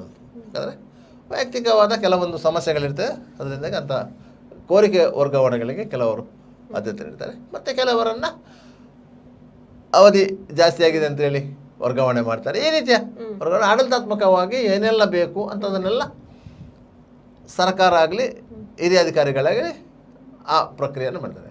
ಇಲ್ಲಿ ಪೊಲೀಸ್ ಇಲಾಖೆಯಲ್ಲಿ ಒಂದೇ ಸಮನೆ 56 ಮಂದಿಯನ್ನು ವರ್ಗಾವಣೆ ಮಾಡಿದ್ದಾರೆ ಅಂತ ಆಗುವಾಗ ನಿಮಗೆ ಒಂದು ರೀತಿಯಲ್ಲಿ ಅಚ್ಚರಿ ಮೂಡ್ತದೆ. ಇಷ್ಟು ಮಂದಿಯನ್ನು ಒಟ್ಟಿಗೆ ವರ್ಗಾವಣೆ ಮಾಡಿದ್ದ ಅಂತ, ಇಷ್ಟು ಮಂದಿಯನ್ನು ಒಟ್ಟಿಗೆ ವರ್ಗಾವಣೆ ಮಾಡಿದ್ದ ಅಂತೇಳಿ. ಈ ಹಿಂದೆ ಇದಕ್ಕಿಂತ ಜಾಸ್ತಿ ಸಂಖ್ಯೆಯಲ್ಲಿ ವರ್ಗಾವಣೆಗಳಾಗಿವೆ, ಆದರೆ ಅದು ಸುದ್ದಿ ಆಗಲಿಲ್ಲ. ಯಾಕಂತ ಹೇಳಿದರೆ ಅದು ಶಾಂತ ರೀತಿಯಲ್ಲಿದ್ದಂಥ ಸಂದರ್ಭಗಳಲ್ಲಿ ಆದಂಥ ವರ್ಗಾವಣೆಗಳು. ಒಂದೊಂದು ಪೊಲೀಸ್ ಸ್ಟೇಷನಿಂದ 4-5 ಮಂದಿಯನ್ನು ವರ್ಗಾವಣೆ ಮಾಡಿದ್ದಾರೆ. ಒಂದು 5 ಮಂದಿಯನ್ನು ವರ್ಗಾವಣೆ ಮಾಡಿದರೆ 16 ಪೊಲೀಸ್ ಸ್ಟೇಷನಿಂದ 80 ಮಂದಿಯನ್ನು ವರ್ಗಾವಣೆ ಮಾಡಿದಾಗಾಯಿತು. ಆದರೆ ಅದು ಶಾಂತ ರೀತಿಯಲ್ಲಿ ಇದ್ದಂಥ ಸಂದರ್ಭದಲ್ಲಿ ರೀತಿಯಲ್ಲಿ ಆದ ವರ್ಗಾವಣೆ. ಇಂಥ ಸಂದರ್ಭದಲ್ಲಿ ವರ್ಗಾವಣೆ ಮಾಡಿದ್ದಾರೆ ಅಂತ ಆದ ಕೂಡಲೇ ಇದು ಆ ಘಟನೆಗಳಿಗೆ ಸಂಬಂಧಪಟ್ಟ ಹಾಗೆ ಏನಾದರೂ ಎಲಿಗೇಷನ್ಸ್ ಇವ, ಆರೋಪಗಳಿವ, ಅದರಿಂದಾಗಿ ವರ್ಗಾವಣೆ ಮಾಡಿದ್ದಾರೆ ಅಂತೇಳಿ. ಮತ್ತು ಇದರಲ್ಲಿ ಈಗ ವರ್ಗಾವಣೆ ಆದವರ ಪಟ್ಟಿಯನ್ನು ಸೂಕ್ಷ್ಮವಾಗಿ ಗಮನಿಸಿದರೆ ಎಲ್ಲರೂ ಒಂದೊಂದು ಪೊಲೀಸ್ ಸ್ಟೇಷನಲ್ಲಿ ಒಂದೊಂದು ವಿಭಾಗದಲ್ಲಿ ಕೆಲವು ವರ್ಷಗಳ ಕಾಲ ಕೆಲಸ ಮಾಡಿದವರು, 5 ವರ್ಷಗಳಿಂದ ಜಾಸ್ತಿ ಕಾಲ ಕೆಲಸ ಮಾಡಿದವರು. ಆದರೆ ಕೆಲವರನ್ನು ಒಂದು ಠಾಣೆಯಿಂದ ತೆಗೆದು ಇನ್ನೊಂದು ಠಾಣೆಗೆ, ಹತ್ತಿರದ ಠಾಣೆಗೆ ವರ್ಗಾವಣೆ, ಬಜ್ಪೆಯಿಂದ ತೆಗೆದು ಕಾವೂರು ಠಾಣೆಗೆ ಹಾಕಿದ್ದಾರೆ. ಕೆಲವರನ್ನು ಉಳ್ಳಾಲದಲ್ಲಿ ತೆಗೆದು ಕೋಣಜಿಗೆ ಅಲ್ಲಲ್ಲೇ ಹಾಕಿದ್ದಾರೆ. ಅಂದರೆ ಒಂದೊಂದು ಕನೆಕ್ಟೆಡ್ ಇರುವಂಥ ಏರಿಯಾಗಳಿಗೆ ಹಾಕಿದ್ದಾರೆ. ಅದರಿಂದಾಗಿ ಅಂಥದ್ದು ದೊಡ್ಡ ಸಮಸ್ಯೆ ವರ್ಗಾವಣೆಯಿಂದ ಆಗಲಿಕ್ಕಿಲ್ಲ. ಯಾಕಂದರೆ ಸಿಟಿ ವ್ಯಾಪ್ತಿಯಲ್ಲಿ ಇರುವುದರಿಂದ ದೊಡ್ಡ ಸಮಸ್ಯೆಗಳು ಆಗಲಿಕ್ಕಿಲ್ಲ. ಮತ್ತು ಇಂಥ ವರ್ಗಾವಣೆಗಳು ಆಡಳಿತಾತ್ಮಕ ವಿಚಾರದಲ್ಲಿ ಸಮಂಜಸವಿರ್ತದೆ. ಆದರೆ ಪೊಲೀಸ್ ಇಲಾಖೆಯಲ್ಲಿ ಏನಾಗ್ತದೆ ಅಂತ ಹೇಳಿದರೆ, ಆಂತರಿಕವಾದಿ ಕೆಲವೊಂದು ಗೊಂದಲಗಳು ಇರ್ತವೆ. ಯಾರ್ಯಾರು ಯಾವ ಯಾವ ರೀತಿಯಲ್ಲಿ ಕರ್ತವ್ಯವನ್ನು ನಿರ್ವಹಿಸಬೇಕು ಎನ್ನುವ ಬಗ್ಗೆ ಒಂದು ಬ್ಲೂ ಪ್ರಿಂಟ್ ಇಲ್ಲ, ಚೌಕಟ್ಟು ಇಲ್ಲ. ಒಂದು ಪ್ರೊಸೆಸ್ ವಿಭಾಗದಲ್ಲಿ ಒಬ್ಬ ಕೆಲಸ ಮಾಡ್ತಾ ಇದ್ದರೆ, ಒಂದು ಕೋರ್ಟು ಡ್ಯೂಟಿಯಲ್ಲಿ ಒಬ್ಬ ಕೆಲಸ ಮಾಡ್ತಾ ಇದ್ದರೆ, ಒಬ್ಬ ಸ್ಟೇಷನ್ ರೈಟರ್ ಆಗಿದ್ದರೆ ಅವನು ಪರ್ಮನೆಂಟ್ ಆಗಿ ಅದೇ ಕೆಲಸಕ್ಕೆ ಜೊತೆ ಬಿಡ್ತಾನೆ. ಅವನು ಅದೇ ಕೆಲಸಕ್ಕೆ ಅಲ್ಲಿರ್ತಾರೆ. ಒಂದು ಮೂಲೆಯಲ್ಲಿ ಠಾಣಾ ಬರಹಗಾರರು ಅಂತ ಇರ್ತಾರೆ. ಈ ಠಾಣಾ ಬರಹಗಾರರು ಅಂತ ಹೇಳಿದ್ರೆ ಸ್ಟೇಷನ್ ರೈಟರ್ ಅಂತ ನಾವು ಹೇಳ್ತೇವೆ. ಇಡೀ ಪೊಲೀಸ್ ಸ್ಟೇಷನಿಗೆ ಎಲ್ಲೂ ಬೀಗಗಳಿಲ್ಲ, ನೋಡಿದ್ದೀರಾ? ಸೆಲ್ಗಳಿಗೆ ಬಿಟ್ಟರೆ ಬೇರೆ ಎಲ್ಲೂ ಬೀಗಗಳಿಲ್ಲ. ಪೊಲೀಸ್ ಸ್ಟೇಷನ್ಗೆ ಬೀಗ ಹಾಕುವ ಪದ್ಧತಿ ಇಲ್ಲ. ಹಾಗೆ ಬೀಗ ಇಲ್ಲದಂತಹ ಪೊಲೀಸ್ ಸ್ಟೇಷನ್ಗೆ ಒಂದು ಕೀಲಿ ಕೈ ಅಂತ ಇದ್ದರೆ ಅದು ಪೊಲೀಸ್ ಸ್ಟೇಷನ್ ರೈಟರ್. ಇಡೀ ಸ್ಟೇಷನ್ನ ಜವಾಬ್ದಾರಿ ಅವನ ಮೇಲೆ ಇರೋದು, ಇನ್ಸ್ಪೆಕ್ಟರ್ ಮೇಲೆ ಇರೋದಲ್ಲ, ರೈಟ್ರ ಮೇಲೆ ಇರೋದು. ಎಲ್ಲ ಆಗು ಹೋಗುಗಳು ಗೊತ್ತಾಗೋದು ಎಲ್ಲವೂ ಆ ರೈಟ್ರಿಗೆ. ಯಾಕಂದರೆ ಅವರು ಅಲ್ಲಿ ಪ್ರತಿಷ್ಠಾಪಿಸಲ್ಪಟ್ಟಂಥ ಒಂದು ಮೂರ್ತಿಯ ಹಾಗೆ ಅವರು ಪರ್ಮನೆಂಟ್ ಅಲ್ಲೇ ಇರೋದು, ಕೂತ್ಕೊಂಡಲ್ಲೇ ಇರೋದು, ಅವರು ಬೇರೆಲ್ಲೂ ಹೋಗುವ ಹಾಗಿಲ್ಲ. ಸಿಬ್ಬಂದಿಗಳ ನಿಯೋಜನೆ, ಸಿಬ್ಬಂದಿಗಳಿಗೆ ರಜೆ ಕೊಡುವಂಥದ್ದು, ಕೊಡುವುದು ಇನ್ಸ್ಪೆಕ್ಟರ್ ಆದರೂ ಅದಕ್ಕೆ ರೆಕಮೆಂಡ್ ಮಾಡುವ ಜವಾಬ್ದಾರಿ ಅವರಿಗೆ. ಒಂದು ವೇಳೆ 4 ಮಂದಿ ರಜೆಗೆ ಹೋಗ್ತಾರಂತಂದರೆ ಆ 4 ಮಂದಿಯ ಸ್ಥಾನಕ್ಕೆ ಇನ್ನೊಂದು 4 ಮಂದಿಯನ್ನು ಯಾರನ್ನು ನಿಯೋಜನೆ ಮಾಡಬೇಕು, ಇಂಥದ್ದೆಲ್ಲ ಜವಾಬ್ದಾರಿಗಳು ಅವರ ಹೆಚ್ಚಿರುತ್ತೆ. ಮತ್ತು ತಿಂಗಳ ಸಂಬಳ ಆಗುವಾಗ ಎಲ್ಲರಿಗೂ ಯಾವ ರೀತಿಯಲ್ಲಿ ಸಂಬಳ ಇದು ಅದೆಲ್ಲ ಲೆಕ್ಕಾಚಾರಗಳೆಲ್ಲ ಇರೋದು. ಅವರೇ ಹೋಗಿ ಡಿಪೋಗೆ ಹೋಗಿ ಎಲ್ಲ ವ್ಯವಸ್ಥೆ ಮಾಡ್ಕೊಂಡು ಬರೋದು ಸಿಬ್ಬಂದಿಗಳೇ ಹೋಗಿ ಮಾಡೋದಲ್ಲ, ಈ ರೈಟರ್ಗಳು ಮಾಡುವಂಥದ್ದು. ಆದ್ದರಿಂದಾಗಿ ಯಾರಿಗೆ ರಜೆ ಬೇಕು, ಯಾರು ಬಂದಿದ್ದಾರೆ ಇಲ್ಲ, ಎಲ್ಲ ದಾಖಲೆಗಳು ಅವರ ಹತ್ರ ಇರುವುದು. ಅದೇ ರೀತಿ ಪೊಲೀಸ್ ಠಾಣೆಯ ಬಹುತೇಕ ದಾಖಲೆಗಳು, ರೆಕಾರ್ಡುಗಳು ಸಹ ಅವರ ಸುಪರ್ದಿಯಲ್ಲಿರೋದು, ರೈಫಲ್ಗಳು ಅವರ ಸುಪರ್ದಿಯಲ್ಲಿರೋದು, ರಿವಾಲ್ವರ್ ಅವರ ಸುಪರ್ದಿಯಲ್ಲಿರೋದು, ಮದ್ದುಗುಂಡುಗಳು ಅವರ ಸುಪರ್ದಿಯಲ್ಲಿರೋದು. ಅದಕ್ಕೆ ಹೇಳಿದ್ದು, ಬೀಗ ಇಲ್ಲದಂತಹ ಪೊಲೀಸ್ ಠಾಣೆಯ ಪ್ರಮುಖ ಬೀಗದ ಕೈಯೇ ರೈಟ್ರು. ಆದರೆ ಅಂತಹ ಒಂದು ಪೋಸ್ಟಿಗೆ ಒಬ್ಬರು ಬಂದು ಕೂತ ಮೇಲೆ ಅವರನ್ನು ಅಲ್ಲಿಂದ ಎಬ್ಬಿಸುವುದೇ ಇಲ್ಲ, ಅವರಲ್ಲೇ ಗೊತ್ತಿರ್ತಾರೆ. ಅವರಿಗೆ ಮನಸ್ಸಾಗಬೇಕು ಇನ್ನೂ ಈ ಸೀಟು ಸಾಕು ಅಂತ ಹೇಳಿ ಅವರನ್ನು ಎತ್ತಿ ಇನ್ನೊಂದು ಪೊಲೀಸ್ ಸ್ಟೇಷನ್ಗೆ ವರ್ಗಾಯಿಸಿದ್ರು. ಅವರು ಅಲ್ಲಿಯೂ ಹೋಗಿ ಕುಳಿತುಕೊಳ್ಳುವುದಿಲ್ಲ ಅಂದರೆ ಅದೇ ರೈಟರ್ ಸ್ಥಾನದಲ್ಲಿ. ಯಾಕಂದರೆ ಒಂದು ಪೊಲೀಸ್ ಸ್ಟೇಷನಲ್ಲಿ ರೈಟರ್ ಕೆಲಸವನ್ನು ಮಾಡಿದರೆ ಅವರನ್ನು ಇನ್ನೊಂದು ಪೊಲೀಸ್ ಠಾಣೆಯ ಇನ್ಸ್ಪೆಕ್ಟ್ರು ಸಹ ಅದೇ ಕೆಲಸಕ್ಕೆ ನಿಯೋಜನೆ ಮಾಡ್ತಾರೆ. ಯಾಕಂದರೆ ಅವರಿಗೆ ಅನುಭವ ಇರ್ತದಂತೆ. ಎಲ್ಲ ಸಿಬ್ಬಂದಿಗಳೊಟ್ಟಿಗೆ ಒಳ್ಳೆಯ ರೀತಿಯ ಬಾಂಧವ್ಯ ಹೊಂದುವವರೇ ಆ ಸ್ಥಾನದಲ್ಲಿ ಕುಳಿತುಕೊಳ್ಳಲಿಕ್ಕೆ ಯೋಗ್ಯರು ಅಂತ ಲೆಕ್ಕ. ಆದ್ದರಿಂದಾಗಿ ಅವರಲ್ಲೇ ಇರ್ತಾರೆ. ಈ ರೀತಿಯ ಒಂದು ಕರ್ತವ್ಯ ನಿರ್ವಹಣೆಯಲ್ಲಿ ಕೆಲವರು ಪಳಗಿರ್ತಾರೆ, ಕೆಲವರಿಗೆ ಅದು ಒಂದು ರೀತಿಯಲ್ಲಿ ಶಿಕ್ಷೆ ಅಂತ ಅನುಭವಿಸುವುದು ಇದೆ. ಅಂದ್ರೆ ಅವರಿಗೆ ಹೊರಗಡೆ ಎಮರ್ಜೆನ್ಸಿ ಟೈಮಲ್ಲಿ ಕೂಡ ಹೊರಗಡೆ ಹೋಗ್ಲಿಕ್ಕಿಲ್ಲ, ಹೊರಗಡೆ ಹೋಗ್ಬೋದು, ಡ್ಯೂಟಿ ಟೈಮಲ್ಲಿ ಹೋಗುವಾಗಿಲ್ಲ, ಅವರು ಮತ್ತೆ ಆರಾಮವಾಗಿ ಹೋಗ್ತಾರೆ. ರೈಟರ್ ಸ್ಥಾನದ ಬಿಟ್ಟು ಅವರು ಬೇರೆ ಈಗ ಡ್ಯೂಟಿಗೆ ಬೇರೆ ಡ್ಯೂಟಿಗೆ ಬೇರೆ ಡ್ಯೂಟಿಗೆ ಅವ್ರನ್ನ ಕಳಿಸುವುದಿಲ್ಲ, ಬೇರೆ ಡ್ಯೂಟಿಗೆ ಅವ್ರನ್ನ ಕಳಿಸುವುದಿಲ್ಲ. ಯಾಕಂದ್ರೆ ಅಲ್ಲೇ ಆಫೀಸ್ ವರ್ಕ್ ತರ ಅದು, ಆ ರೀತಿಯಾಗಿ ಅಲ್ಲೇ ಇರ್ತಾರೆ. ಆದರೆ ಅವರು ಅಂಥ ಕೆಲಸಕ್ಕೆ ನಿಯೋಜಿತರಾಗಿದ್ದವರು ಮತ್ತು ಬೇರೆ ಬೇರೆ ಸ್ಟೇಷನಿಗೆ ಹೋದರೂ ಸಹ ಅದೇ ಕೆಲಸವನ್ನು ಹಾಕೋದು ಅವರಿಗೆ, ಯಾಕಂದರೆ ಅವರಿಗೆ ಅನುಭವ ಇದೆ ಅಂತೇಳಿ. ಅದೇ ರೀತಿಯಾಗಿ ಒಬ್ಬರು ತನಿಖಾ ಸಹಾಯಕರು ಇರ್ತಾರೆ. ಯಾವುದೊಂದು ಕೇಸ್ ಆಗ್ತದೆ, ಒಬ್ಬ ತನಿಖಾಧಿಕಾರಿ ಒಬ್ಬರು ಇರ್ತಾರೆ, ಅವ್ರಿಗೊಬ್ಬ ಸಹಾಯಕರಾಗಿ ಒಬ್ಬರನ್ನು ಪೋಸ್ಟಿಂಗ್ ಮಾಡಿರ್ತಾರೆ. ಅವರು ಸಹ ಪರ್ಮನೆಂಟಾಗಿ ಅಲ್ಲೇ ಇರ್ತಾರೆ. ಎಲ್ಲ ಕೇಸುಗಳಿಗೆ ಸಂಬಂಧಪಟ್ಟ ಹಾಗೆ ಅವರು ತನಿಖೆ ಮಾಡೋದು, ಸ್ಟೇಟ್ಮೆಂಟ್ ರೆಡಿ ಮಾಡೋದು ಎಲ್ಲವನ್ನು ಅವ್ರು ಮಾಡ್ತಾರೆ. ಯಾಕಂತ ಹೇಳಿದರೆ ಅದನ್ನು ಒಬ್ಬರೇ ಮಾಡಬೇಕು. ಇಲ್ಲಂದರೆ ಒಬ್ಬನ ಹೇಳಿಕೆಗಳು ಇನ್ನೊಬ್ಬನ ಹೇಳಿಕೆಗೆ ವ್ಯತ್ಯಾಸಗಳು ಕಂಡು ಬರ್ತವೆ. ಸೈನ್ ಹಾಕೋದು ಇನ್ಸ್ಪೆಕ್ಟರ್ ಆದರೂ ಇಲ್ಲಿ ಬರೆಯುವನು ಮತ್ತೊಬ್ಬ, ಹೇಳುವವನು ಇನ್ನೊಬ್ಬ, ಈ ರೀತಿಯಾಗಿರ್ತದೆ. ಅದರಿಂದಾಗಿ ಅಂಥ ಕೆಲಸಗಳು ಇರ್ತವೆ. ಇಂತಹ ಸಂದರ್ಭಗಳಲ್ಲಿ ಅಂಥವರನ್ನು ಬೇರೆ ಜವಾಬ್ದಾರಿಗಳಿಗೆ ಉಪಯೋಗ ಮಾಡೋದಿಲ್ಲ, ಅಂಥವರನ್ನು ಸಹ ಬೇರೆ ಜವಾಬ್ದಾರಿಗಳು ಉಪಯೋಗ ಮಾಡಬೇಕು. ಮತ್ತೊಂದು, ಪೊಲೀಸ್ ಇಲಾಖೆಯಲ್ಲಿ ಕೇವಲ ಸಿಬ್ಬಂದಿಗಳ ವರ್ಗಾವಣೆಯಿಂದಾಗಿಯೇ ಸಮಸ್ಯೆ ಪರಿಹಾರ ಆಗ್ತದೆ ಎನ್ನುವಂಥ ವಿಶ್ವಾಸ ಇಲ್ಲ. ಒಬ್ಬರನ್ನ ಟ್ರಾನ್ಸ್ಫರ್ ಮಾಡಿದರೆ ಆ ಸ್ಥಾನಕ್ಕೆ ಇನ್ನೊಬ್ಬರು ಬರ್ತಾರೆ. ತುಳುವಿನಲ್ಲಿ ಗಾದೆ ಇದೆ, ಮೂವಿ ಮುಕ್ಕಿನಯ ಪೋನಾಗ ತೌಡು ಮುಕ್ಕುನಯ ಬತ್ತೆ ಅಂತ. ಆ ರೀತಿ ಆಗತ್ತೆ.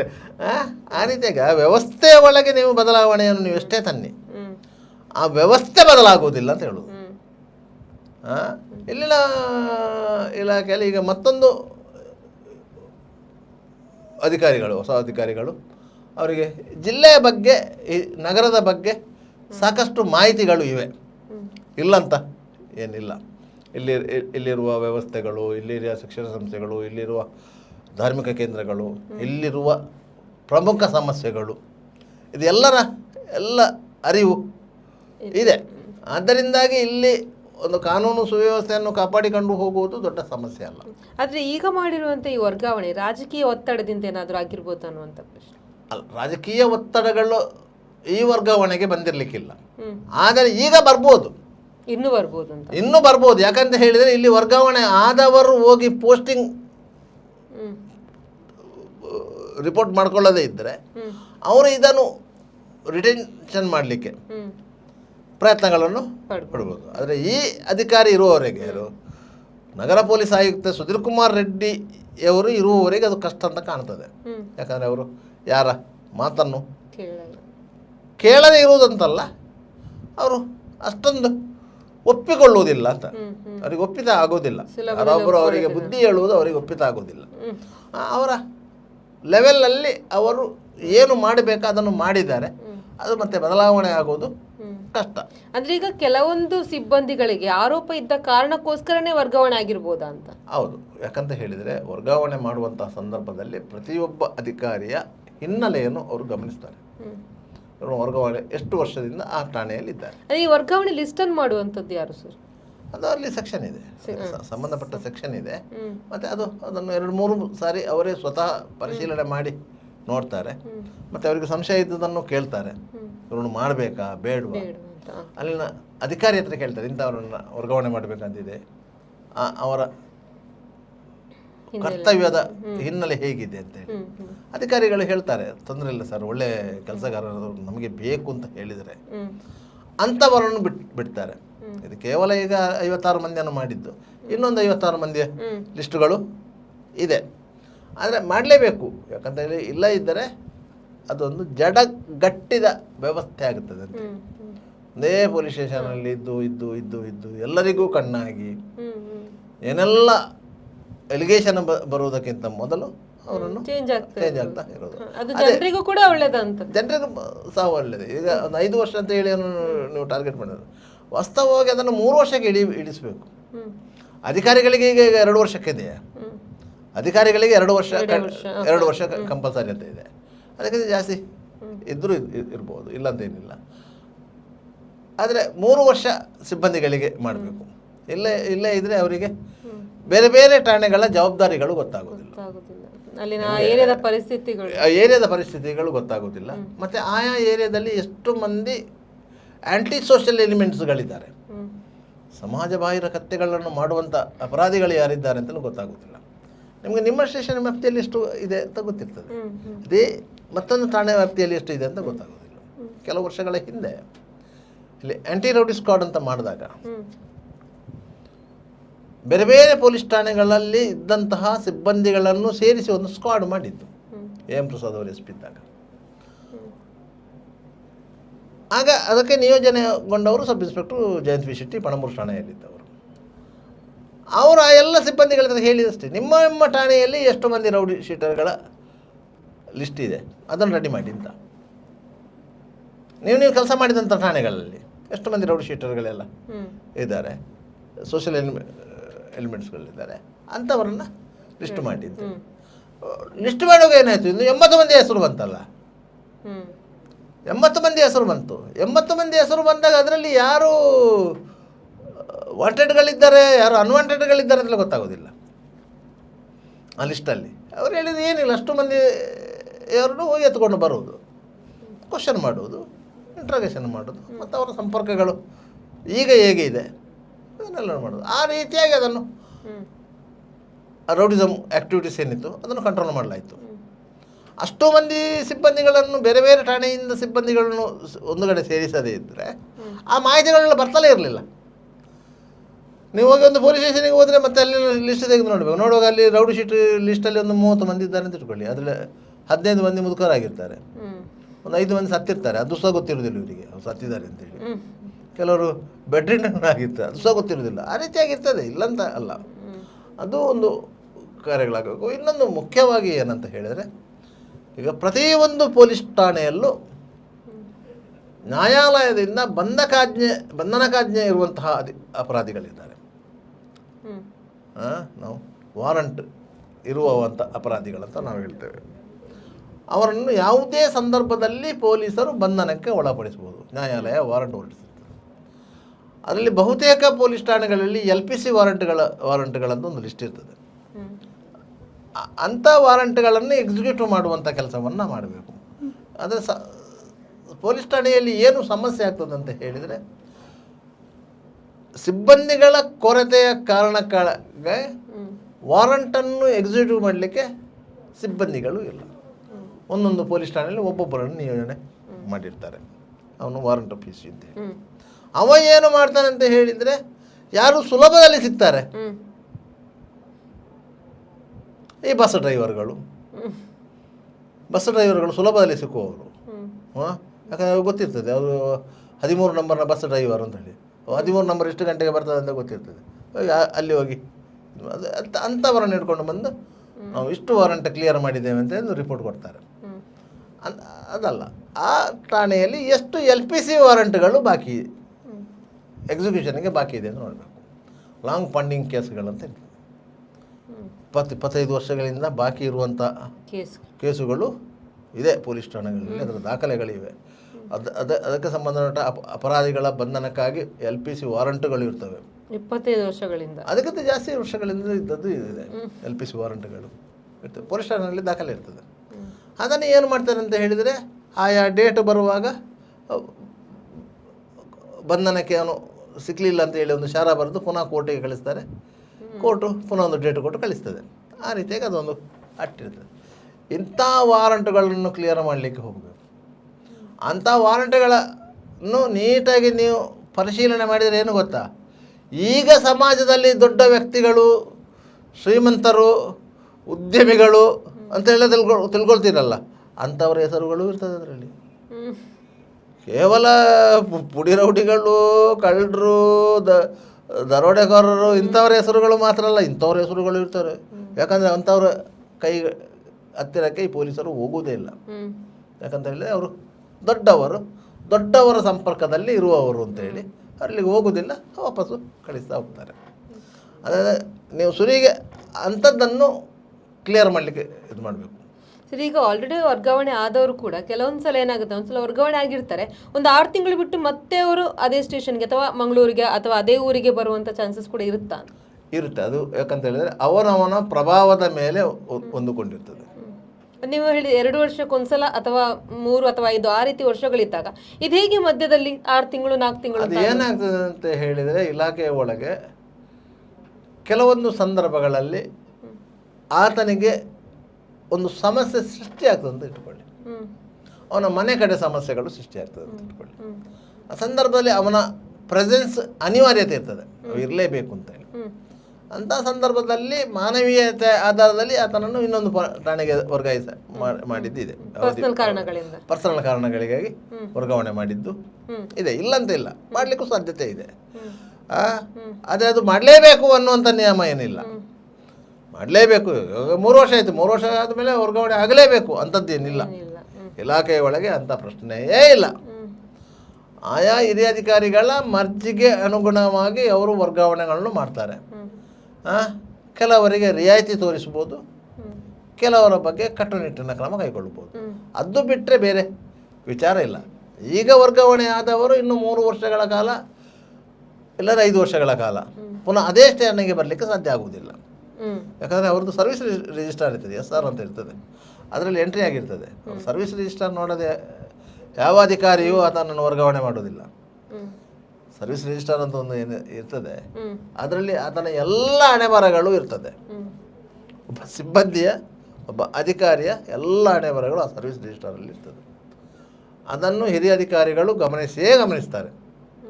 ವರ್ಗಾವಣೆ ಮಾಡುವಂಥ ಸಂದರ್ಭದಲ್ಲಿ ಕೋರಿಕೆ ಬಂದಂಥ ಸಂದರ್ಭದಲ್ಲಿಯೂ ಸಹ ಮಾಡ್ತಾರೆ. ಕೆಲವರು ಕೋರಿಕೆ ಸಲ್ಲಿಸ್ತಾರೆ, ಈಗೀಗ ನಮಗೆ ಈಗ ಸಮಸ್ಯೆ ಇದೆ, ಅದರಿಂದಾಗಿ ನಮ್ಮನ್ನು ಬೇರೆ ಠಾಣೆಗೆ ವರ್ಗಾವಣೆ ಮಾಡಬೇಕಂದ್ರೆ, ಆದರೆ ನಿರ್ದಿಷ್ಟ ಠಾಣೆಗೆ ವರ್ಗಾವಣೆ ಮಾಡಬೇಕಂತಲೇ ಕೋರಿಕೆ ಸಲ್ಲಿಸುವುದಿಲ್ಲ. ಆ ಸಂದರ್ಭದಲ್ಲಿ ಹಿರಿಯ ಅಧಿಕಾರಿಗೆ ಕೇಳಬೇಕು, ನಿಮಗೆ ಬೇರೆ ಯಾವ ಠಾಣೆ ಬೇಕು ಅಂತೇಳಿ ನೀವು ಕೋರಿಕೆಯಲ್ಲಿ 2-3 ಠಾಣೆ ಹೇಳಿ ಅಂತೇಳಿ. ಆ 2-3 ಠಾಣೆ ಅಂತ ಹೇಳಿದ ಕೂಡಲೇ ಕೇಳ್ತಾರೆ, ಆ ಠಾಣೆ ಯಾಕೆ, ಈ ಠಾಣೆ ಯಾಕೆ, ಈ ಠಾಣೆ ಯಾಕೆ ಅಂತೇಳಿ. ನಿಮಗೆ ಏನಾದರೂ ಅಲ್ಲಿ ಲಾಭ ಇದೆಯಾ ಅಂತ ಪ್ರಶ್ನೆ ಬರ್ತದೆ. ಆದ್ದರಿಂದ ಯಾರು ಅದನ್ನು ಕೇಳಲಿಕ್ಕೆ ಹೋಗೋದಿಲ್ಲ. ಅದರಿಂದ ಈ ಠಾಣೆಯಿಂದ ನನಗೆ ಅನುಕೂಲವಾಗುವಂತೆ ಇಷ್ಟು ಠಾಣೆಗಳಿಗೆ ವರ್ಗಾವಣೆಯನ್ನು ಮಾಡಬೇಕು ಅಂತ ಕೋರಿಕೆ ಸಲ್ಲಿಸು. ಅಂಥ ಕೋರಿಕೆಯನ್ನು ಕೆಲವು ಅಧಿಕಾರಿಗಳು ಮನ್ನಿಸ್ತಾರೆ, ಕೆಲವು ಅಧಿಕಾರಿಗಳು ಕೇಳುವುದಿಲ್ಲ. ವರ್ಗಾವಣೆ ಮಾಡಿದರೆ ಎಲ್ಲಿ ಸಿಬ್ಬಂದಿ ಕೊರತೆ ಆಗ್ತದೆ, ಈ ರೀತಿಯ ಸಮಸ್ಯೆಗಳು ಇರ್ತದೆ. ಒಟ್ಟಾರೆಯಾಗಿ ಏನಂತ ಹೇಳಿದರೆ, ಪೊಲೀಸ್ ಠಾಣೆಗಳಲ್ಲಿ ಕೆಲವೊಂದು ಠಾಣೆಗಳಲ್ಲಿ ವಿಪರೀತವಾದ ಸಿಬ್ಬಂದಿ ಕೊರತೆ ಇದೆ, ಕೆಲವೊಂದು ಠಾಣೆಗಳಲ್ಲಿ ಸಿಬ್ಬಂದಿ ಇದ್ದಾರೆ, ಕೇಸುಗಳಿಲ್ಲ. ಆ ರೀತಿಯಾಗಿದೆ. ಅಲ್ಲಿದ್ದರೆ ಕಲ್ಲರಿಲ್ಲ, ಕಡಲಿದ್ದರೆ ಅಲ್ಲಿಲ್ಲ ಅಂತಿದ್ರೆ ಆ ರೀತಿಯಾದ ವ್ಯವಸ್ಥೆಗಳು ಇವೆ. ಆದರೆ ಯಾವಾಗಲೂ ಸರ್ ಸ್ವಲ್ಪ ಜನರ ಒಂದು ಟ್ರಾನ್ಸ್ಫರ್ ಆಗುವಂಥ ಈ ಸಲ ಒಂದು ಮೇಜರ್ ಸರ್ಜರಿ ಆಗಿದೆ ಅಂತ ಹೇಳಿ. ಹೌದು, ಯಾಕಂತ ಹೇಳಿದರೆ ನನ್ನ ಲೆಕ್ಕದಲ್ಲಿ ಇದು ಮೇಜರ್ ಸರ್ಜರಿ ಅಂತಲ್ಲ. ಈಗ ಕೇವಲ 56 ಮಂದಿದ್ದು ಕಮಿಷನರೇಟ್ ವ್ಯಾಪ್ತಿಯಲ್ಲಿ ಆಯಿತು. ಇದಕ್ಕಿಂತ ಜಾಸ್ತಿ ಸಂಖ್ಯೆಯಲ್ಲಿ ಜಿಲ್ಲಾ ಮಟ್ಟದಲ್ಲಿ ಆಗಲಿಕ್ಕಿದೆ. ಜಿಲ್ಲಾ ಮಟ್ಟದಲ್ಲೇ ಒಂದು ಲಿಸ್ಟ್ ರೆಡಿಯಾಗಿದೆ ಅಂತ ಮಾಹಿತಿಗಳಿವೆ. ಅದು ಆಗ್ತದೆ. ಈಗ ಇಲ್ಲೇ ನಗರ ವ್ಯಾಪ್ತಿಯಲ್ಲೂ ಸಹ ಇನ್ನೊಂದು ಲಿಸ್ಟ್ ಬರಲಿಕ್ಕಿದೆ. ಆಗ ನಿಮಗೆ ಎಲ್ಲ ಪೊಲೀಸ್ ಠಾಣೆಗಳಲ್ಲಿ ಹೊಸ ಹೊಸ ಮುಖಗಳನ್ನು ನಿಮಗೆ ಕಾಣಲಿಕ್ಕೆ ಸಿಗ್ಬೋದು ಅಂತೇಳಿ. ಯಾಕಂತ ಹೇಳಿದರೆ ಕರ್ತವ್ಯ ಯಾವ ಪೊಲೀಸ್ ಠಾಣೆಯಲ್ಲೂ ಕರ್ತವ್ಯದ ಒತ್ತಡಗಳು ಒಂದೇ ರೀತಿ ಇರ್ತದೆ. ನಿಮಗೆ ಕೊಣಾಜೆಯಲ್ಲಿ ಕರ್ತವ್ಯದ ಒತ್ತಡ ಕಡಿಮೆ, ಉಳ್ಳಾಲದಲ್ಲಿ ಕರ್ತವ್ಯದ ಒತ್ತಡ ಜಾಸ್ತಿ, ಮುಲ್ಕಿಯಲ್ಲಿ ಕಡಿಮೆ, ಕಂಕನಾಡಿ ನಗರದಲ್ಲಿ ಜಾಸ್ತಿ. ಈ ರೀತಿಯ ಪರಿಸ್ಥಿತಿ ಇಲ್ಲ ಇಲ್ಲಿ. ಯಾಕಂತ ಹೇಳಿ ಎಲ್ಲ ಪೊಲೀಸ್ ಠಾಣೆಗಳ ವ್ಯಾಪ್ತಿಗಳು ಸಾಧಾರಣವಾಗಿ ಒಂದೇ ರೀತಿಯಲ್ಲಿದೆ. ಮೊದಲಾದರೆ ಕಂಕನಾಡಿ ಗ್ರಾಮಾಂತರ ಠಾಣೆಯ ವ್ಯಾಪ್ತಿ ಅಂತ ಹೇಳಿದರೆ ಸರಿಸುಮಾರು 15 ಕಿಲೋಮೀಟರ್ ಡಿಸ್ಟೆನ್ಸಲ್ಲಿ ಇತ್ತು. ಆದರೆ ಈಗ ಆಲ್ರೆಡಿ ಆಗಿರುವಂಥದ್ದು ಟ್ರಾನ್ಸ್ಫರ್ ಜೊತೆಗೆ CCB ಸಿಬ್ಬಂದಿಗಳನ್ನು ಕೂಡ ವರ್ಗಾವಣೆ ಮಾಡಲಾಗಿದೆ. ಇನ್ನೂ ಕೂಡ ಆಗ್ಬೋದಾ ಅಂತ ನೀವು ಆಲ್ರೆಡಿ ಹೇಳಿದ್ರೆ ಆಗುತ್ತೆ ಅಂತ. CCB ಸಿಬ್ಬಂದಿಗಳನ್ನು ಈಗ CCB ಸಿಬ್ಬಂದಿಗಳು ಆಗಿರೋದು ಕಡಿಮೆ. ಇನ್ನಷ್ಟು CCB ಸಿಬ್ಬಂದಿಗಳಿದ್ದಾರೆ ಅಲ್ಲಿ ವರ್ಗಾವಣೆ. ಯಾಕಂದರೆ ಕಳೆದ ಸಾರಿ ವರ್ಗಾವಣೆ ಆದಂಥ ಸಿಬ್ಬಂದಿಗಳು ಪುನಃ CCBಗೆ ಬಂದವರಿದ್ದಾರೆ. ಅದರಲ್ಲಿ ಕೆಲವರು ಇನ್ನು ಮುಂದೆ 100 ಸಂಖ್ಯೆಯ ಪೊಲೀಸ್ ಸಿಬ್ಬಂದಿಗಳ ವರ್ಗಾವಣೆ ಸಾಧ್ಯತೆ ಇದೆ. ಇನ್ನೂ ಸಹ ಇದೆ. ಇನ್ನೂ ಸಹ CCBಯನ್ನು ಕಂಪ್ಲೀಟ್ಲಾಗಿ ಸಿಬ್ಬಂದಿಗಳನ್ನು ಕಂಪ್ಲೀಟ್ಲಿ ವರ್ಗಾವಣೆ ಮಾಡಬೇಕು ಅಂತ ಒಂದು ಕೋರಿಕೆ ಇತ್ತು. ಯಾಕಂದರೆ ಎಲ್ಲ ಸಿಬ್ಬಂದಿಗಳು ಈ ಅಕ್ರಮ ವ್ಯವಹಾರದ ಒಟ್ಟಿಗೆ ಶಾಮೀಲಾಗಿದ್ದಾರೆ ಎನ್ನುವಂಥ ಆರೋಪಗಳಿತ್ತು. ಅಲ್ಲಿ ಏನಾಗಿದೆ ಅಂತಂದರೆ ಕೆಳಗಿನಿಂದ ಮೇಲಿನವರೆಗೆ ಅದೊಂದು ಚೈನ್ ಲಿಂಕ್ ಸಿಸ್ಟಮ್ ಆಗಿತ್ತು.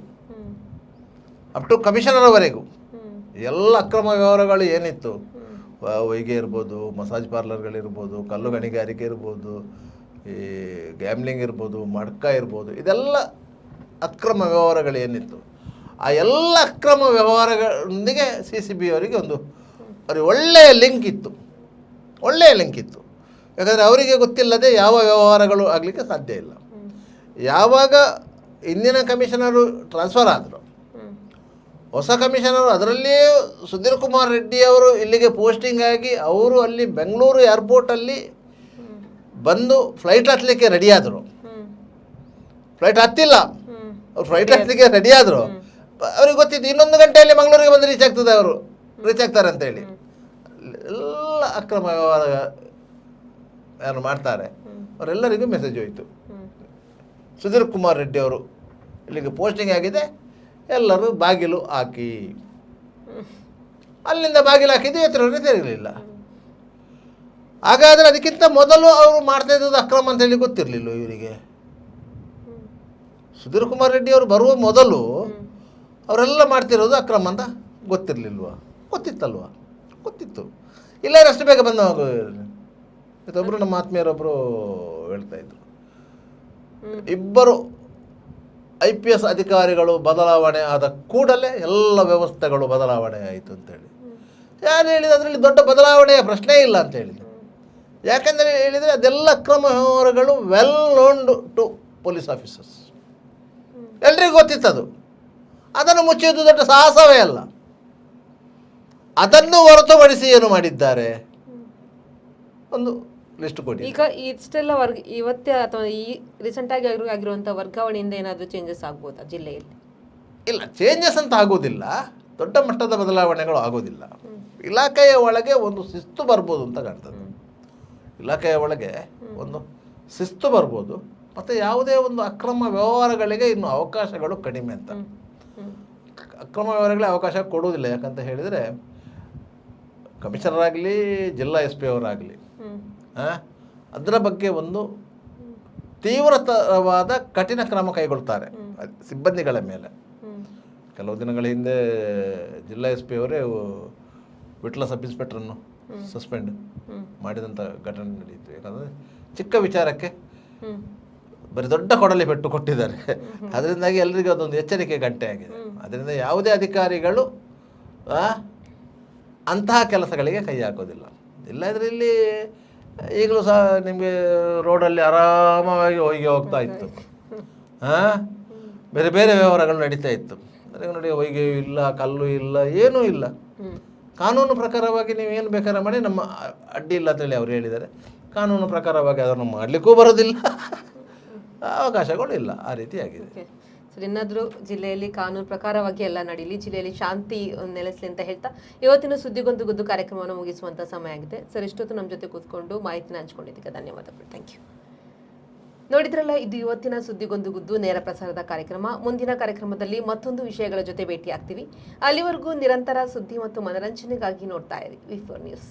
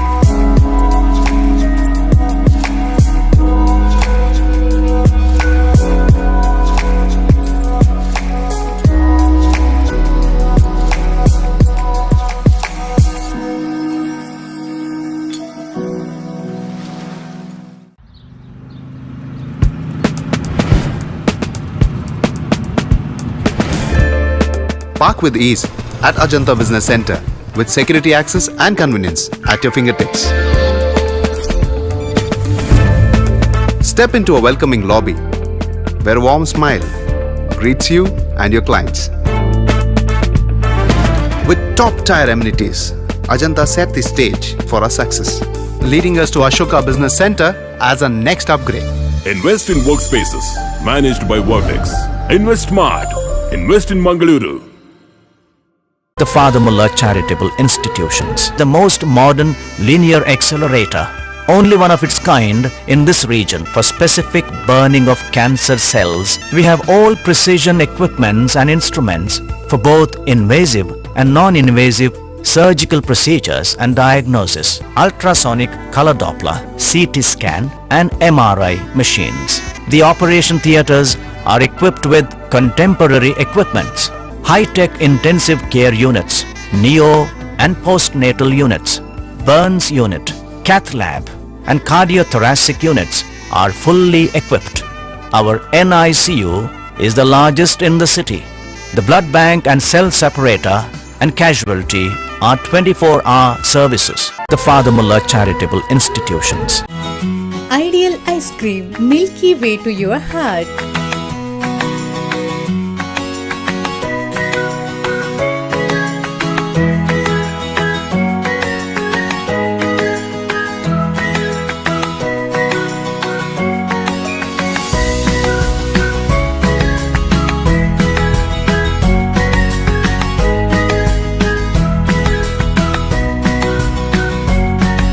Embellished with a variety of fruits and flavored with rich crunch and chips, they treat your taste buds.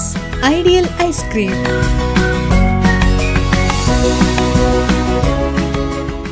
B. Devdas Ganpati Pai Enterprises. All kinds of quality and attractive material available at one place. Biggest showroom in Mangalore city. Admired by public at large. The showroom of your choice. B. Devdas Ganpati Pai Enterprises near New Chitra Talkies, Mangalore.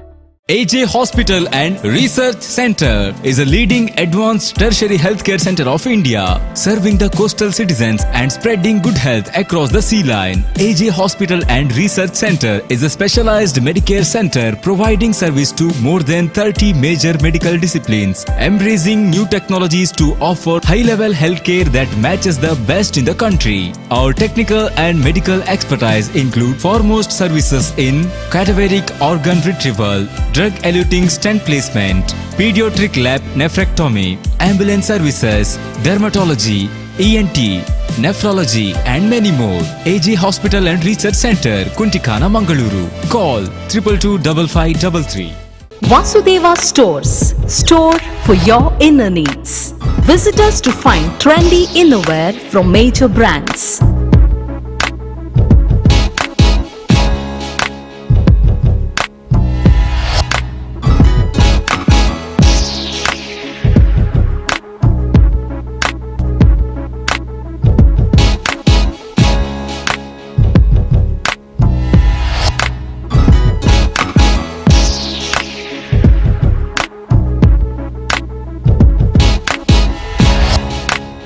Visit Vasudeva Stores, ground floor, Ideal Towers near Sharavu Ganapati Temple, Mangaluru. Hi ನಾನು ಆಶೀರ್ವಾದಕ್ಕೆ join ಆಯ್ರೆ ಬೈನಿ ಆಶೀರ್ವಾದ ಬಂಡ ಒಂಜಿ scheme ಅವಟ್ಟೆ ಇಲ್ಲುಂಡು bike ಉಂಡು car ಉಂಡು ಇಲ್ಲಾಗ ಬೋಡೇನ ಮಾತ ಐಟಮ್ಲ ಉಂಡು guarantee ಉಂಟತ ನಂಬಿಕೆಗೆ ನಾನೊಂಜಿ ಪುದರೆ ಆಶೀರ್ವಾದ ಯಾನ ಸೇರ್ದೆ ನಿಕ್ಲ ಸೇರ್ಲೇವೆ ತುಳುನಾಡದ ಮಾಂತ ಬಂದಲಿಗಳ ಸೊಲ್ಮೇಲು ಆಶೀರ್ವಾದ 2.0 ಯಾಲ ಸೇರ್ದೆ ನಿಕ್ಲ ಸೇರ್ಲಿ.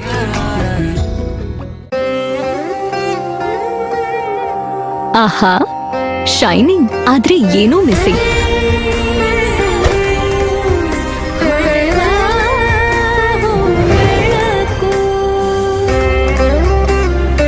ಇದು ಹೊಳಿತಿದೆ ನಿಮ್ ಥರಾನೇ, ನೀನು ಸಹ ಹೊಳಿತಿದ್ಯಾ. ಶತಮಾನದ ವಾರಸುದಾರಿಕೆಯ ಹೊಸ ಮುಖ ಭೀಮಾ, ಬದಲಾವಣೆ